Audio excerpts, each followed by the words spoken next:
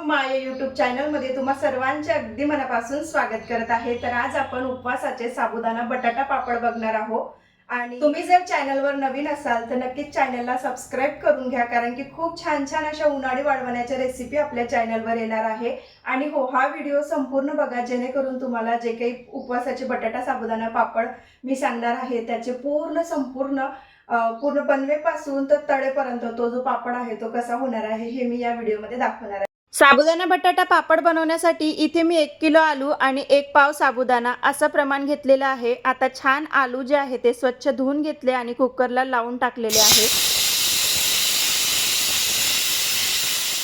2 ते 3 शिट्ट्या आपल्या कुकरच्या होतपर्यंत इकडे साबुदाणा जो आहे तो छान असा भाजून घ्यायचा आणि साबुदाणा भाजताना मीडियम टू लो फ्लेम ठेवायची। हाय फ्लेमवर साबुदाणा गंजाला किंवा कढईला चिकटतो, त्यामुळे ना असं हलवतच राहायचं। आता साबुदाणा इथे छान भाजून झाला, तोपर्यंत कुकरही झाला होता। आणि नेहमीनं पापड बनवताना पटापट करायचं कोणतीही गोष्ट, कारण की आलू जे आहे ते अति गार जर झाले तर तो कडक येतो आतमधून आणि नंतर पापडांचा थोडासा आपला पचका होतो। त्यामुळे याच्यामध्येच थंड पाणी टाकून घ्यायचं आणि थोडेसे हाताला जरी चटके लागले तरी सुद्धा याच वेळेला जे काही आलूचे छिलके आहे ते काढायचे आणि अशा पद्धतीने पूर्णाच्या चाळणीवर ठेवून ग्लासच्या साहाय्याने मस्त असं त्याला मॅश करून घ्यायचं। एकजीव होते, कुठल्याच प्रकारची गुठळी वगैरे राहत नाही। किंवा मग तुमच्याकडे जे किसणी वगैरे असते ना आलू किसायची, त्याने जरी केलं तरी पण छान, पण त्याने वेळ लागतो। या पद्धतीने केलं की पटकन होते आणि नॉर्मली ह्या ज्या गोष्टी आहे पुरणाची चाळणी वगैरे हे सगळ्यांच्याच घरामध्ये अवेलेबल असते। तर आता इथे छान जे आहे आलू मी मॅश करून घेतले, तोपर्यंत साबुदाणा सुद्धा थंडा झालेला होता। त्याला आता लगे हात पटकन मिक्सरच्या भांड्यामध्ये टाकून घ्यायचा आणि त्याची एकदम फाईन पावडर तयार करायची। जर ते आपल्याला भगरेल वाटत असेल, जास्त जाडसर वाटत असेल तर पुरणाच्या चाळणीनेच ते गाळून घ्यायचं आणि जे काही जाडसर राहते ना ते परत जे मिक्सरमधून फिरवून नंतर मग पापडामध्ये ॲड करायचं, जेणेकरून पापड लाटताना अजिबात तो फुटत नाही। त्यानंतर 5-6 हिरव्या मिरच्या, थोडंसं चवीनुसार मीठ आणि कधीही पापड बनवताना मिठाचं प्रमाण थोडंसं कमी टाकायचं, कारण की वाळल्यानंतर तो आपोआप पापडाला खारटपणा येतो, त्यासाठी थोडंसं मीठ कमी टाकायचं।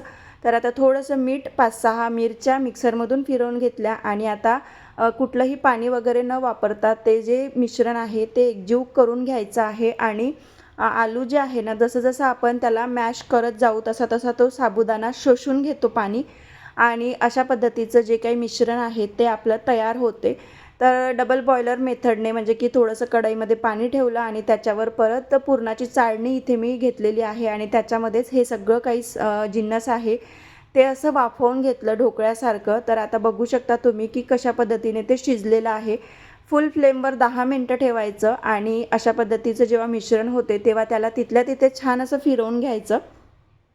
आता जेव्हा हे गरम गरम मिश्रण असतेच ना तेव्हाच थोडंसं थंड हात घ्यायचा, थंड पाण्यामध्ये हात टाकायचा आणि लगेचच गोळे बनवून तयार करायचे। जेवढे आपण पटापट पापडांचं करू ना तेवढे ते पापड जे आहे ते छान बनतात, म्हणजे की त्याचं जे टेक्स्चर वगैरे असते ना ते व्यवस्थित असते सुरुवातीला। जसं जसं ते कडक होते ना मग तसं तसं पापड फाटण्याची तुटण्याची शक्यता जास्त असते, त्यामुळे पटापट गरम गरम असेल तेव्हाच हे सगळं काही करत जायचं।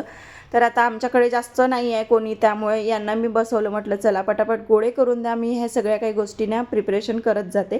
तर मशीन असल्यामुळे लाटण्याचा काहीच प्रॉब्लेम नव्हता, तर मशीनच्या साहाय्याने असं जे काही प्लास्टिक आहे ते टाकून छान असे पापड लाटून घेतले आणि 2-4 तासातच इतकं कडाक्याचं ऊन होतं की 2-4 तासामध्येच पापड जे आहे ते वाळले आणि वाळल्यानंतर ते पापड जे आहे ते अशा पद्धतीने दिसत होते।